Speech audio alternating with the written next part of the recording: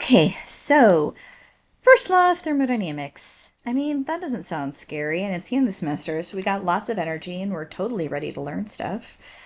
Right? Right? Okay, so the thing is, all right, in theory, this is supposed to be a thing we talk about in Cal-Based Physics 1, even though it's in the second book. So I guess in some schools they cover this in the second semester of physics. Also, you cover it in chemistry, and actually, if you're an engineer, there's like a whole other class you take thermo in. So I'm going to be dead honest. This is really like a super, super basic intro to thermo, because to do thermo for real takes like way more energy and emotional fortitude than you probably have at this point. So we're just going to do basic thermo. Basic. Love the concept. We're going to do basic, basic thermo. Basic thermo. Okay. Um, Thermodynamics. Okay, so thermo is heat and dynamics is move. So moving heat. That's it. That's it. That's what thermodynamics is. Moving heat. Thermo is hard, dude. Like, because the equation's like really simple. It's like PV equals nRT. And then they're like, go do homework. And then there's like 50 problems. And in theory, you can do them all with PV equals nRT. Or M cat, that thing. And then you're like, done. And you're like, what? Yeah. So that's my big memory about thermo and areas under curves and adiabatic processes and stuff. Anyway, it's really important. My fun story about thermo is thermo and fluids were the classes that I remember my husband in particular was like, oh my God, I hate these classes. I'm never going to do thermo and fluids ever again. And of course, then he ends up working at SpaceX and does thermo and fluids for the rest of, his whole career. Okay, so thermo, you can kind of read through this. Closed system, open system, kind of what we talked about. One of the things I think is really kind of cool, and I'll link the video if I can find it. One of the things that I think is just really interesting is if you think about things in thermo, like if you have a book on a table, or like think of a book. I don't know why that's a terrible book. Book is supposed to be a book. These are pages sitting out in the sun, and then you have like just a plate of metal. If they're both sitting out in the sun and the sun is, shining on them, and you think, well, which one's going to be hotter if they're sitting out at the same length of time? And you're going to be like, well, clearly the aluminum plate's going to be hotter. Well, that's just not true.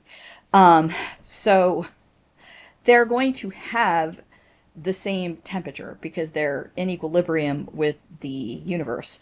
Now, when you touch the aluminum, your finger is going to go, ouch, that hurts, because the aluminum is going to conduct the heat into your finger faster because of the way metal works. And you touch the book is going to be hot, but it's not going to feel as hot because the book is going to be holding on to its heat.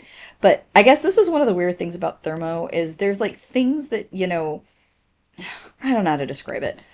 I don't know. Whenever I saw the thing about like thinking about just the idea that the book and the plate, the steel plate or the aluminum plate out in the sun are actually the same temperature. I'm like, no, but clearly the metal plate is hotter. And it's like, no, they're not. It's not hotter. They're the same temperature. And I'm like, this is why thermo is dumb.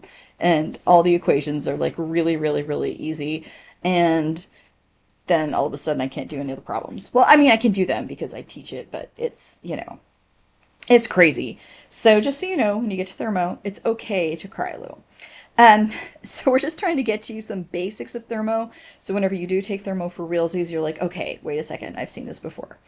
So basically, they call this the zeroth law of thermodynamics, which is if something is equilibrium, so if, you know, outside is in equilibrium with the steel and outside is in equilibrium with the book, then the steel is in equilibrium with the book. Yeah. So they're in the same, if they must be at the same temperature if there's no heat transfer and they're at thermal equilibrium. Um, so, well, there's your PV equals nRT. And if you haven't seen that before, it's a chemistry thing, which technically isn't a prerequisite for this class. So we're not going into this very much. One of these is pressure, volume, pressure, and temperature. And the others are chemistry things that we're not going to get into for this class. Okay, let's see what else. Work, heat, internal energy. Okay, so work done by a system. Work is something that we talked about before. So work is the force over a distance. So the force across the distance. So if I have a force in the same direction as a distance, F dot dx, then that gives a work. Now, if I think about this in terms of like a pressure, I can kind of think about like in a cylinder, maybe the pressure maybe occurring over a volume, maybe if that is kind of the same thing. So the pressure being applied over a volume is kind of like the force going. So basically, it's all these itty bitty forces over all these itty bitty x's is the same thing as like a pressure over a volume. So we have a pressure over a volume is itty bitty. So itty bitty work is pressures over itty bitty volumes. So that's the same thing. So this is just another way of defining work as pressure times an itty bitty volume. You still get the same, because a pressure is like a force. Oops, hold on, let me switch my colors. So if you think about it, a force is like a newton per meter squared, and a volume is a cubic meter. So then those cancel out, so you end up with a newton meter, which is the same thing as a force times an area, or force times a distance, a newton meter. So the units still count. You still get a work. A newton meter is still a joule, still works. So pressure times the volume. So if you don't believe me with the itty bittiness, maybe you believe me because the units work, or maybe you just don't believe me and that's okay. But anyway, you have a work is a pressure d volume. Integrate both sides. So that means a work is the area under the curve of pressure versus volume. So basically, if I have a volume graph and the pressure goes this way, if I have this curve, if I take the area under the curve, this is the work done by that pressure as we go from this volume to that volume. Okay, and so that's the thing that we're going to do a little bit when we talk about this is like one of the very, very, very basic concepts in thermo. There's a couple of rules, like whenever you're changing that volume in pressures, you have to be going like kind of slow so you're not doing anything weird. Because when you go have, obviously, when you have very, very fast volume changes and pressure changes, that things explode, and then weird things happen. So the idea is you're doing this kind of, I forget what the word is, they'll use it in a minute, that things have to be going kind of gently for it to work. Quasi-static, there we go. Quasi-static. So a process takes place in infinitesimally small steps. So the temperatures takes place at thermal equilibrium. Yeah, so here's your picture. So you have the pressure, the volume. So when the gas is expanding slowly, as the volume is increasing, the work done by the system is that area under the curve. This is something we'll get into. This is just that PV equals nRT thing. Solve. So PV equals nRT, which you might know from chemistry. If I solve for P, I can just plug that in there. But we're not going to use that, I don't think. Okay, so basically, the idea is if, for example, I wanted to know, well, what is the work done as I go from A to D to C? Be like, okay, well then basically what is the area under the curve here?